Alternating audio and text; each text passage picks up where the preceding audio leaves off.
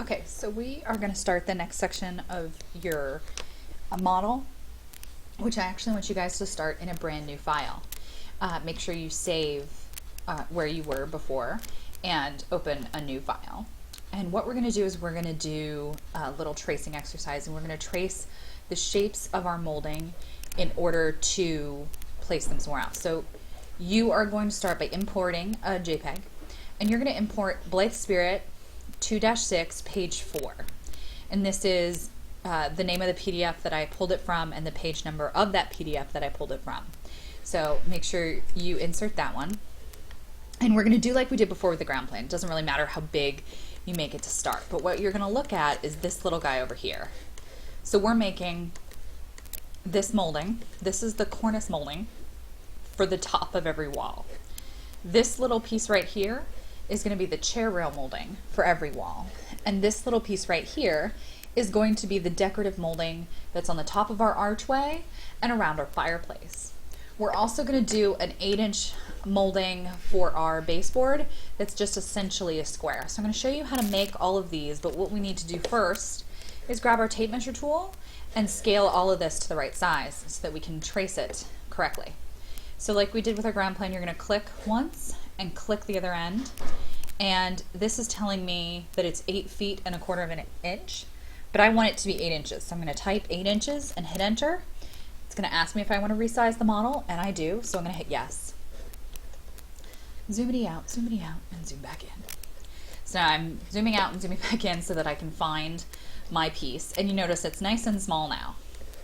It's also on its back.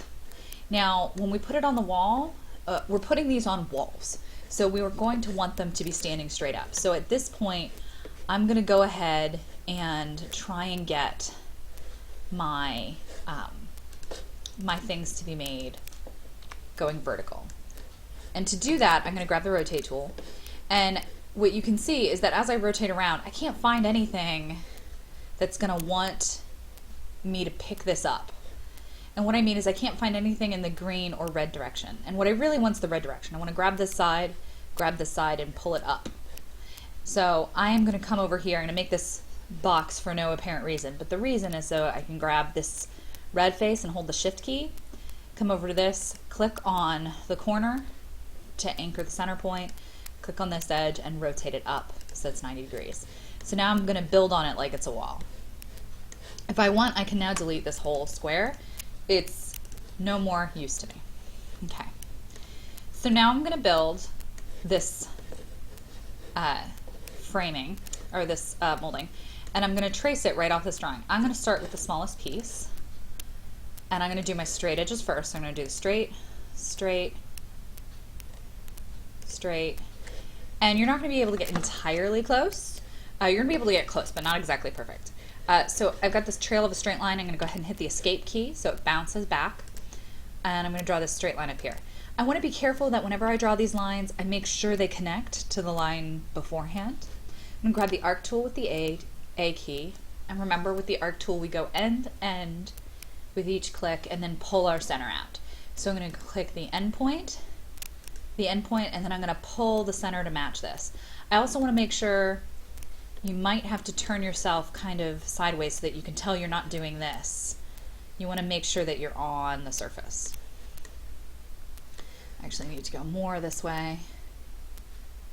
Nope, more the other way. There we go. Perfect. Now I'm going to make this interior curve. Now, as you can notice, if I click somewhere over here, I'm not going to be able to make two curves in one line. So you're going to make the curve endpoint and click again where the curve changes direction. In this case, this curve changes direction right in the middle. It's also going to occasionally get blue. That blue means that that is the placement that the line wants to take. So in order to be a nice, smooth, continuous line, it wants to take that exit point. I'm going to grab the eraser tool and erase those two curves and do them again because they were a little off for me. They were a little hard to do at the time. It's a little closer. So I'm going to leave that.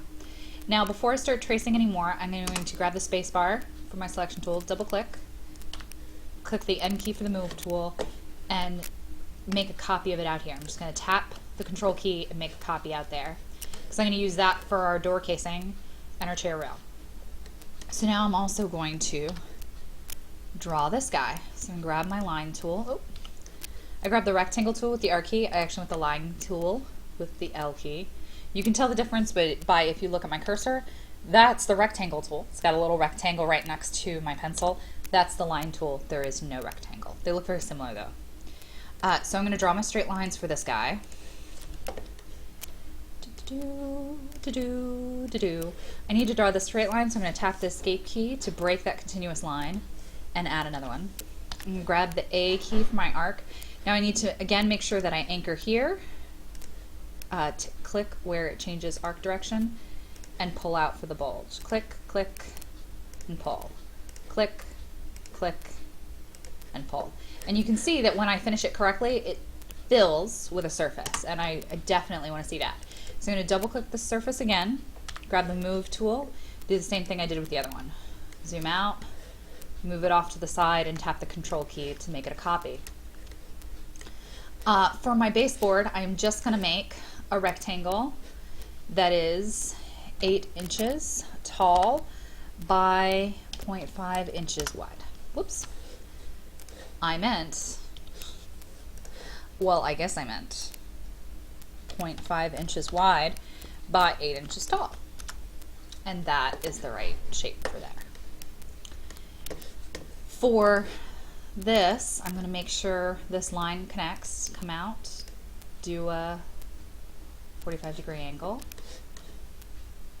I want to make sure that blue and red are the two angles that are on those last two lines I drew, because I would really like them to match up. And what I mean by that is I want this line and this line to be very straight. I also want to connect these two lines here. And as you can see, when I'm done, it is going to shade again. I'm going to grab the eraser tool and erase the lines I don't need that connect these two items. 3 items, I guess.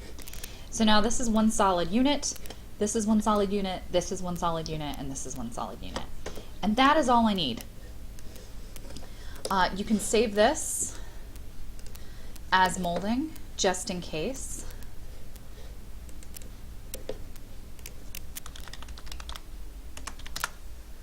And now you're going to copy paste this into your model just like you did all your other pieces. I'm going to grab it, hit copy, file open, ground plan 3 open, and now I'm going to start where we left off. I'm going to go ahead and start in the next video for that. But before I do, I'm going to copy this in here, and this is where I'm going to start with it.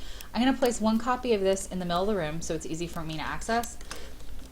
I'm going to place another copy of it way out here in the middle of nowhere, just in case I mess up. We'll cover that more in the next video.